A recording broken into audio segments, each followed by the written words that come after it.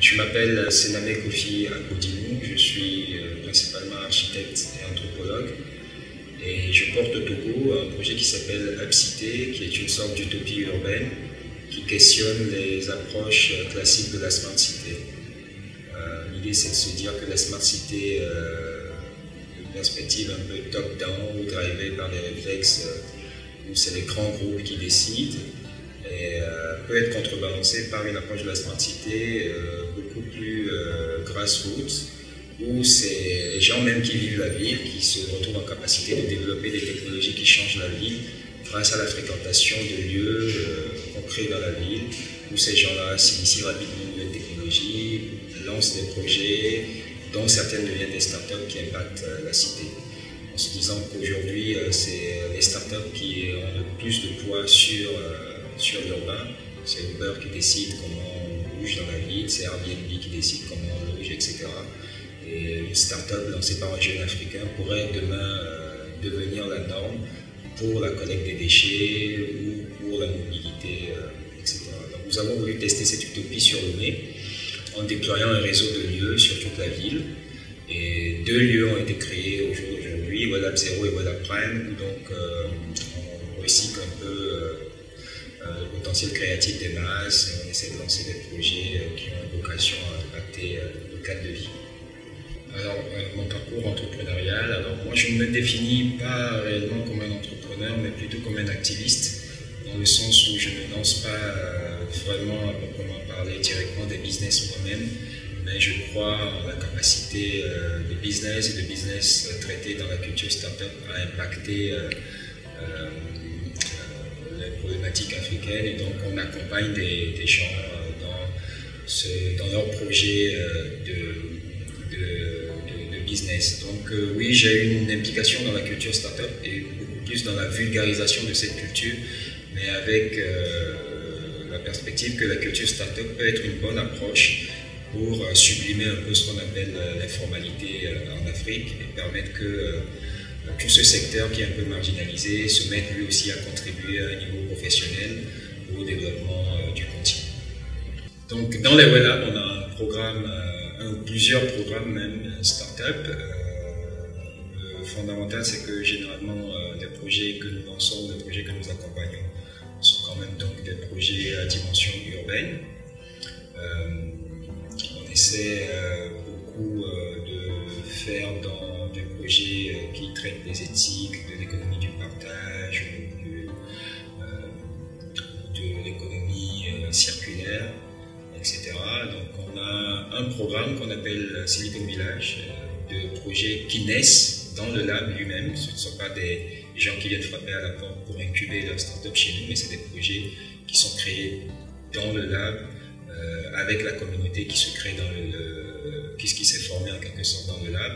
Et avec toutes ces idées qu'on lance lors des hackathons, et on essaie d'identifier les idées les plus intéressantes et qui nous semblent avoir le potentiel d'avoir rapidement de l'impact, et on essaie de les transformer en start-up. Il y en a une dizaine à ce jour, qui sont donc toutes des start-up, on va dire, qui veulent changer le cadre de vie. À part ça, on a un autre programme qu'on appelle le programme WAX, qui est un programme un peu plus ponctuel.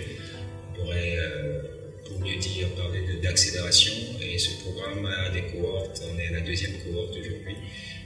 Cette 2e cohorte est entièrement estampillée objet connecté. Et donc, c'est des projets qui veulent utiliser le potentiel de l'Internet des objets aujourd'hui pour adresser des problématiques dans le cadre du développement durable. Alors, qu'est-ce que c'est que la culture startup? La définition classique qu'on donne de la startup, c'est de dire que c'est généralement une entreprise qui est encore au berceau, mais qui a un fort potentiel de croissance.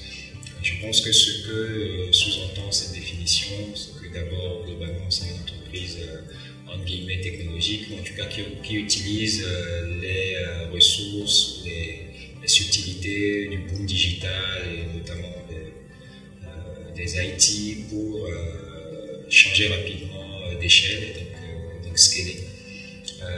Ce qu'il faut dire aussi, qui est un peu sous-entendu dans le fait qu'on parle de start-up en considérant que ce sont des entreprises innovantes, c'est dire qu'une start-up en vrai c'est une idée, dans le sens où c'est la meilleure réponse possible à un problème qui se pose. Une start-up, en vrai, c'est une solution qui est la meilleure qu'on puisse trouver pour un problème qui a été très bien identifié. Et ce qui se passe, c'est que quand vous trouvez une solution à un problème, que vous êtes le premier à trouver cette solution-là, que cette solution est, entre guillemets, en tout cas à la date où vous la portez la meilleure pour un problème, et bien vous civilisez en quelque sorte le monde parce que vous apportez quelque chose qui n'existait pas et qui règle un problème qui se posait aux gens. Et donc, vous créez de la valeur. Et cette valeur-là génère de la reconnaissance vis-à-vis des gens qui vont adopter votre produit ou qui vont utiliser votre solution. Et le tout en culture startup, c'est de convertir cette reconnaissance que les gens vous manifestent en téléchargeant votre application ou en s'inscrivant comme utilisateur sur votre plateforme en chiffres sur votre compte en banque.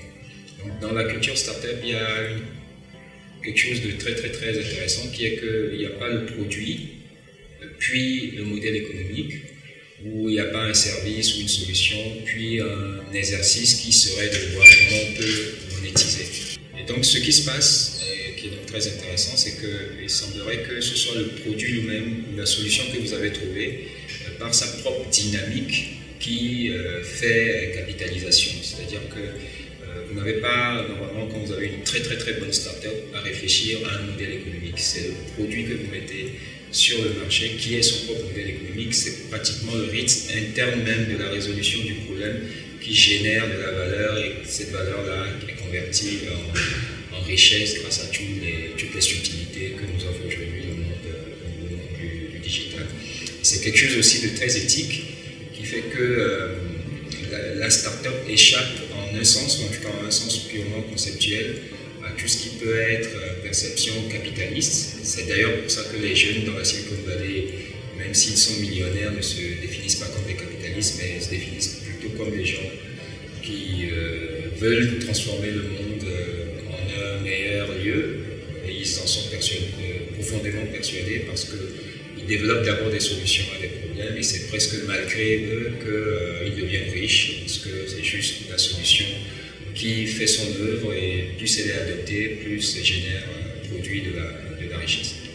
Et ça me fait penser beaucoup au fonctionnement des sociétés traditionnelles en Afrique, où quand quelqu'un règle un problème, quand une maison règle un problème dans un village, c'est normal que tout le monde apporte de l'eau à cette maison, c'est normal que tout le monde vienne balayer devant la porte de cette maison, et c'est cet automatisme-là entre le produit et sa monétisation qui est très intéressant dans la culture start-up bien comprise. Les recommandations pour les jeunes qui veulent se lancer dans la culture start-up, c'est être sûr d'avoir identifié un vrai problème. D'abord, il n'y a pas de start-up sans une réponse portée à un problème ou à une carence, quelque chose qui n'existait pas, que vous apportez en quelque sorte, qui fait une éthique et qui fait de la valeur. Donc, essayez de bien identifier le problème que vous adressez.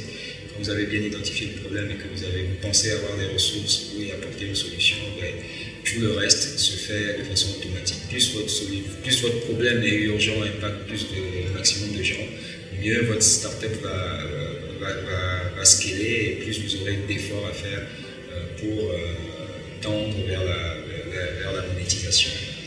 Dans tous les cas, il faut se préparer quand on intègre cette culture startup à beaucoup travailler.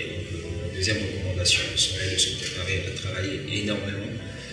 Parce qu'on a souvent tendance à penser que la startup c'est le truc donc anti, des casquettes, relax, mais en fait l'univers startup, même si elle paraît fun et récréatif, est beaucoup plus contraignant en vrai que l'univers de l'entreprise classique. Donc il faut énormément travailler. Cela en se disant quand même qu'on est dans une situation très particulière dans l'histoire où beaucoup de ressources sont disponibles. Il y a énormément de savoir en open source, il y a énormément de lieux qui se créent aujourd'hui qui proposent d'accompagner des entrepreneurs, et un jeune aujourd'hui qui se lance normalement devrait pouvoir capitaliser sur toute cette culture du commun, sur ces dispositifs et outils qui existent aujourd'hui qui permettent d'accélérer la compréhension de cette culture et de lancer son